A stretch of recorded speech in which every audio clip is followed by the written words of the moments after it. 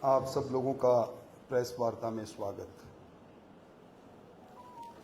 लोकसभा के चुनाव निरंतरता से आगे बढ़ रहे हैं और इसी बीच में पूर्व मुख्यमंत्री अशोक जी गहलोत,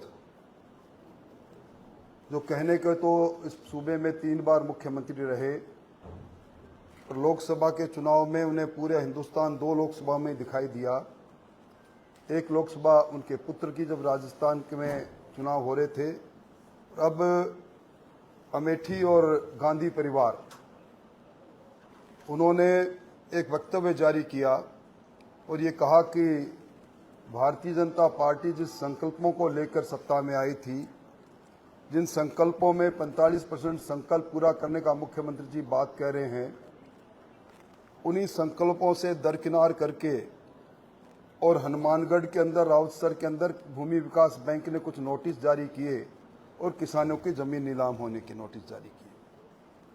सरकार ने तत्काल इस पर कार्रवाई की और एक और प्रशासनिक आदेश जारी करके इस प्रकार के जितने भी ये आदेश संख्या है क्रमांक 10 सह विविध 2023 दिनांक 20/5/2024, इसमें बकाया कृषि ऋण की वसूली हेतु अग्रिम आदेश तक नीलामी की कार्रवाई स्थगित किए जाने के आदेश जारी किए। पर पूर्व मुख्यमंत्री जी कहते हैं कि उन्होंने अपने कार्यकाल के अंदर 5 एकड़ तक की कृषि भूमि में नीलामी होने के संबंध में नवंबर 2020 को एक सीपीसी में अमेंडमेंट लेकर आए थे। मैंने उस वक्त भी विधानसभा में कहा था, सिविल प्रोसीजर कोड जिसके सेक्शन 60 के अंदर अमेंडमेंट लेकर मुख्यमंत्री जी आप आए हैं, तत्कालीन मुख्यमंत्री जी, ये सेंट्रल एक्ट है और सेंट्रल एक्ट में आप अमेंडमेंट कर रहे हो, निश्चित तौर पर ये राष्ट्रपति महोदय के पास कंसेंट के लिए जाएगा और सेंट्रल एक्ट में संशोधन, सीपीसी में प्रोसीजर कोड में संशोधन पूरे हिंदुस्तान में लागू होता है, इसलिए ये लागू नहीं होगा। आप किसानों को गुमराह करने की कोशिश कर रहे हैं। ये प्रावधान आर्टिकल 254(2) में स्पष्ट लिखा गया है। उसके बाद भी उसी को वो लेकर आए और उसी आधार पर अब वर्तमान की सरकार को कटघरे में खड़ा करने की कोशिश कर रहे हैं। उस समय मैंने इनको कहा था कि अगर आपको वास्तव में किसान की भूमि की नीलामी को रोकना है तो 1974 के रोड़ा एक्ट में के सेक्शन 13 और 14 में संशोधन लेकर आए, जो इन्होंने नहीं किया। कांग्रेस पार्टी ने किसानों के साथ जो धोखा किया वो किसी से छुपा हुआ नहीं। इन्होंने 10 तक की गिनती गिनकर किसानों की संपूर्ण कर्जे माफी की बात कही और उस समय 66 लाख किसानों पर 99,996 करोड़ का कर्जा था।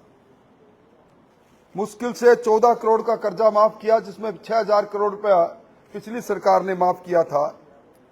और इसी सरकार ने विधानसभा में, कांग्रेस की सरकार ने खुद ने यह स्वीकार किया था कि जनवरी 2019 से लेकर जनवरी 2022 तक 22,215 प्रकरण के अंदर किसानी की जमीन कुर्क हुई और 18,817 किसानों को जमीन कुर्क करने के आदेश जारी किए। आज वो किस मुंह से लेकर आज इस प्रकार की बात कर रहे हैं।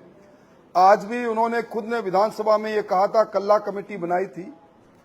पूरा कार्यकाल गुजर जाने के पश्चात भी कल्ला कमेटी की रिपोर्ट सामने नहीं आई और जो राष्ट्रीयकृत बैंक है उन किसानों पर आज भी अवधि पार का 12,000 करोड़ रुपए बकाया है।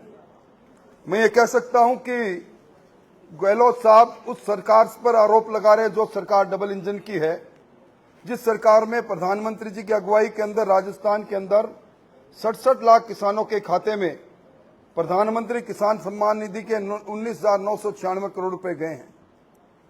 जिस सरकार डबल इंजन की सरकार में की केंद्र सरकार ने 17,000 करोड़ से ज्यादा फसल बीमा योजना का पैसा किसान के खाते में दर्ज किया और जिन्होंने 1914 से पहले जो पूरे कृषि का बजट 24,600 करोड़ रुपए हुआ करता था, वो बढ़कर आज 1,25,000 करोड़ हो गया।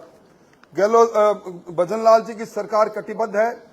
हमने आदेश भी जारी कर दिए कि किसानों की जमीन नीलाम नहीं होगी और आगे किस प्रकार इस पर नीतिगत फैसला लिया जाए, इसके लिए मुख्यमंत्री जी के स्तर पर संज्ञान में उनके आया है, शीघ्र निर्णय लिया जाएगा। एक कमेटी बनाकर अध्ययन करके इस समस्या का समाधान करने की पूरी कोशिश की जाएगी। क्योंकि चुनाव चल रहे हैं, इसलिए पूर्व मुख्यमंत्री जी इस प्रकार का बयान दे रहे हैं। मोटे तौर पर इस विषय पर ही आपका ध्यान आकर्षित करने के लिए मैंने आपको बुलाया है। एक लिखा हुआ स्टेटमेंट भी आप तक आएगा। आप और कोई सवाल अगर मुझसे करना चाहें तो आप सवाल कर सकते हैं।